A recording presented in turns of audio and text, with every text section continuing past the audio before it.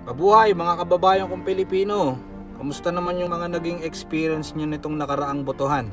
At kamusta naman yung mga binoto nating mga kandidato at yung mga nanalong kandidato dyan sa lugar nyo? Pag-usapan natin yung mga elected government officials dyan sa nakaraang eleksyon. Kung ano-ano ba yung mga paborito nilang relo na pwedeng sabihin ng iba na naging iconic or lucky wristwatch nila na naging bahagi ng kampanya nila nitong nakaraang campaign period. Pero wag muna tayo magmadali mag-establish lang tayo ng criteria at limitation. Disclaimer, hindi natin sinasabi na accurate yung mga watch brands and models dito, pati na rin yung mga presyo. Pero ito na yung pinakamalapit na impormasyon na pwede nating makuha sa publiko. Hindi din naman natin sinasabi na ito na yung pinakamahal nilang relo o kung ito lang ba yung relo na meron sila. Pero posible na ito yung paborito nilang relo o ito yung relo na nagbibigay sa kanila ng karagdagang kumpiyansa at pagganyak or motivation nung nangangampanya sila or sa tuwing nagsisilbi sila sa kanilang mga nasasakupan. 17 lungsod, 17 alkalde at syempre 17 relo din ang babanggitin at pag-uusapan natin sa episode na to. Kung meron kayong gustong idagdag na detalye sa mga mapapag-usapan dito, welcome kayong lahat. Karagdagang kaalaman yan para sa atin. Nanatilihin lang natin ang respeto at pagpapakumbaba sa isa't isa. Paki-like nitong video kung nagustuhan nyo. At syempre, huwag nyo kalimutang mag-subscribe. Hindi man ito ang best channel tungkol sa mga relo. We have the best community of subscribers out there. Alright, time to start. Simulan natin sa lungsod ng Muntinlupa, nakaka-proud. Si Mayor Rufy Biazon, incumbent city mayor ng Muntinlupa. Itong relo ni Mayor Rufy, masasabi natin grab and go and do everything. Yang kanyang relo is an Apple Smartwatch series. So average price niyan is around 46,000 to 60,000. Depende sa year and model. Practicality lang ito si Mayor Rufy Biazon, ano? Ayun, congratulations Mayor Rufy. Looking forward to you and the city's continued success and excellence. Sunod naman natin, think big, dream big, Taguig. Madam Lani Cayetano. She is an incumbent or siya ay kasalukuyang alkalde ng lungsod ng Taguig at nanalo na sa kanyang panglimang termino. Madam Lani wears different watches during her campaign and throughout her term as an incumbent mayor. But for this content, ang recognizable watch niya is itong Panerai Luminor Du Gold Tech. Nasa 786,000 pesos ang halaga niyan. Congratulations Madam Lani. Your prolonged service in Taguig is a testament to your leadership prowess.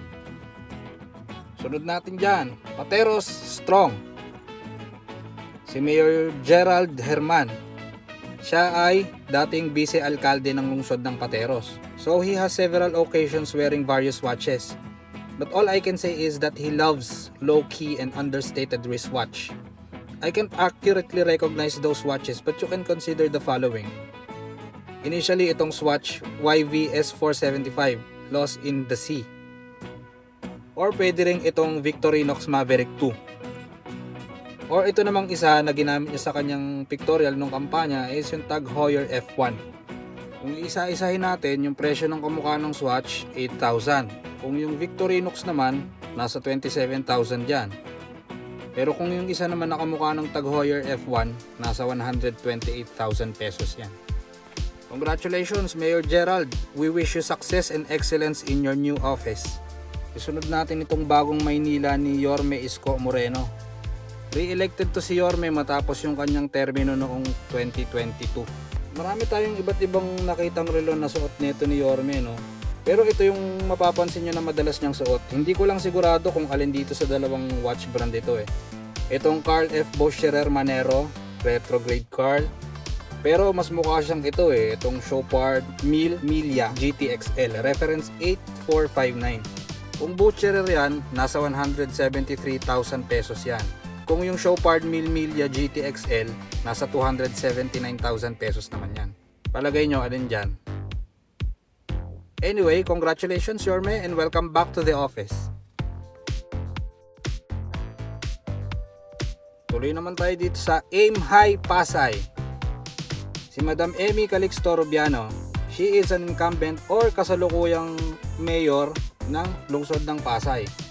So manunungkulan siya sa kanyang pangatlong termino. Ito naman yung kanyang one watch, do everything. Hindi naman bibiguin si madam nito, no? Kasi ito Rolex Lady Date Just ito Reference number 69173. Umigit kumulang nasa 937,000 pesos ang halaga niyan. Congratulations Madam Emmy. We wish you continued success and excellence in your office. Dito naman tayo sa City by the Bay, Parañaque.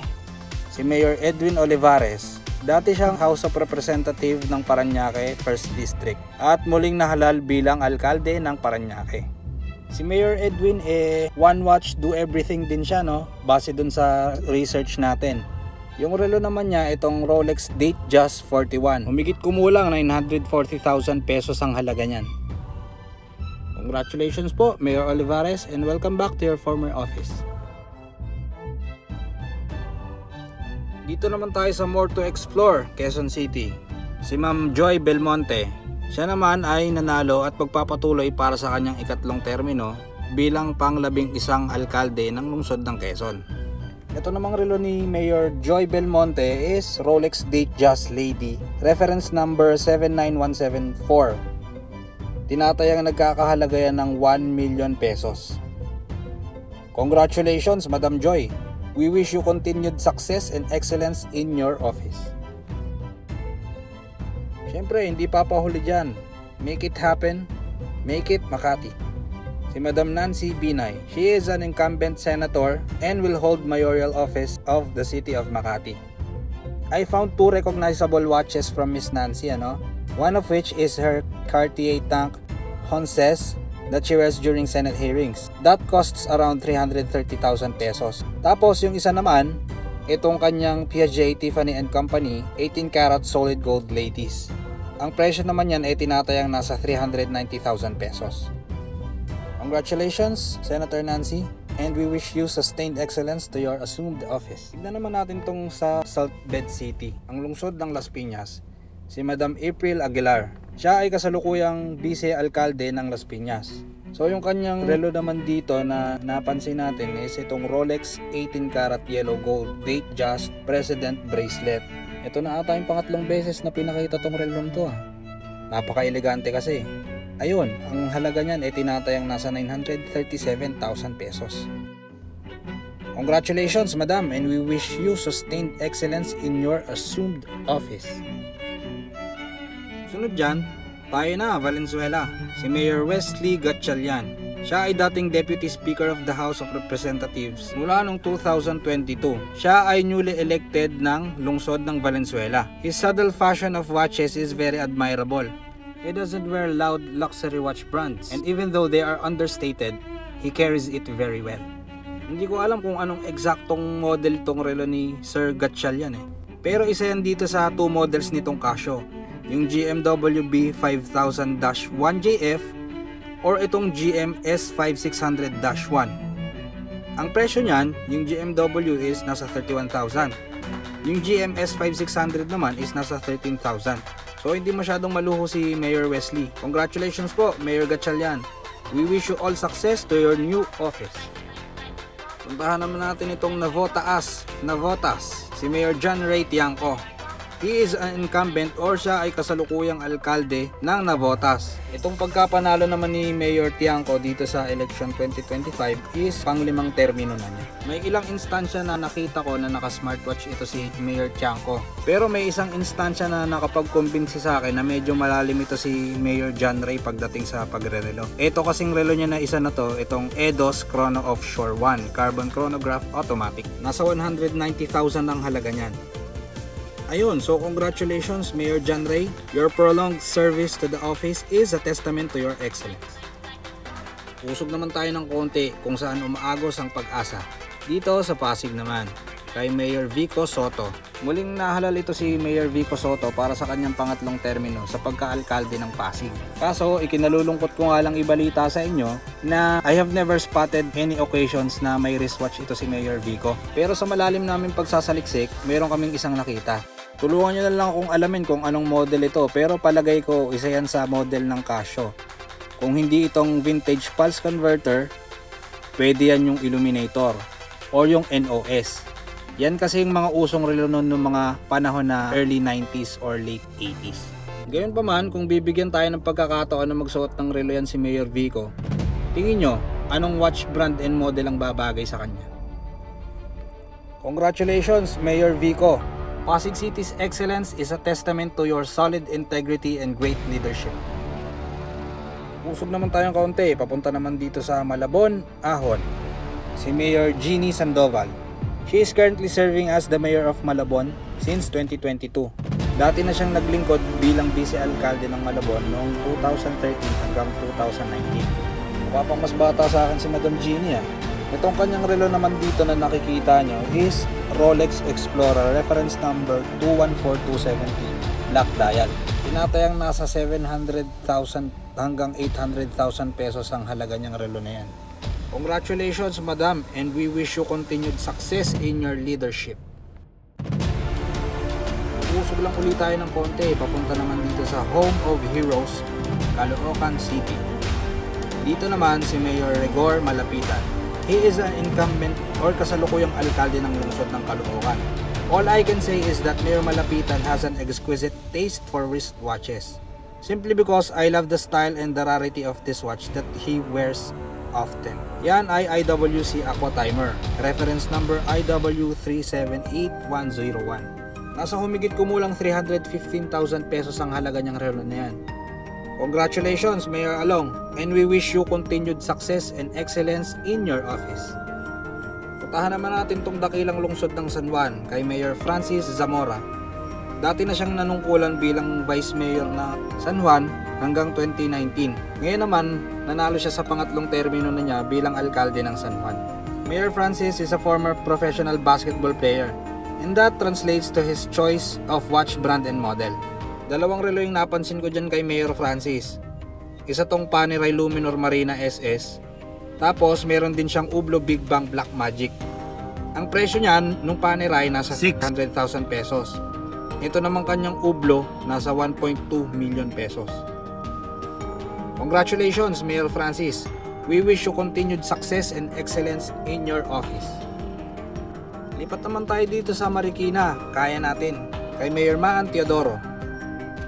Bagong halal bilang alkalde ito si Mayor Maan. Siya naman ay kasalukuyang House of Representative member na kumakatawan sa Marikina. Dalawang watch brands and models ang mapapansin yung sinusuot nito ni Madam Maan. Isa yung Philip Stein Signature Gold Plated 1GP, tsaka itong Rolex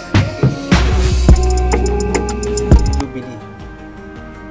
Yung presyo ng Philip Stein nasa 46,000 pesos yan.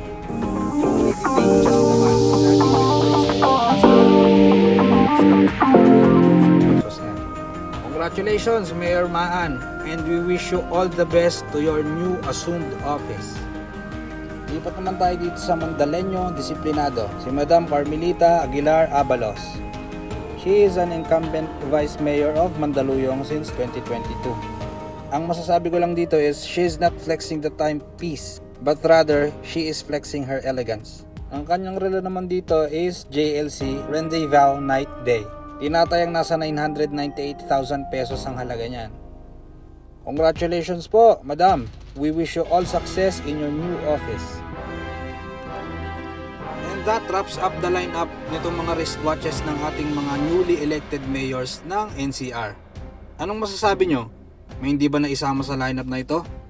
May kulang ba or may naiisip kayong dapat na itama? And do you think that the watches of our elected mayors symbolizes the quality of their service? Do you think they represent the watch very well? For my humble message and opinion naman, our fellow men trusted their 3 years of time for these leaders that will assume office. With that, we hope that these leaders make that time a worthy one. Hiramin ko lang tong Bible verse na natutunan ko sa isang multi-awarded international evangelist. Ang ibig ko lang sabihin, yung mulit-muling pagboto sa inyo ng mga tao sapat ng patunay sa klase ng serbisyo nyo. Sana po ay gabayan kayo sa inyong pagdilingkod at pangunguna sa inyong nasasakupan. Sa mga watchmates, salamat sa panonood. May the Supreme Leader and the God of Time bless our cities in the next 3 years. Once again, this is your channel and your time catcher. Keep watching.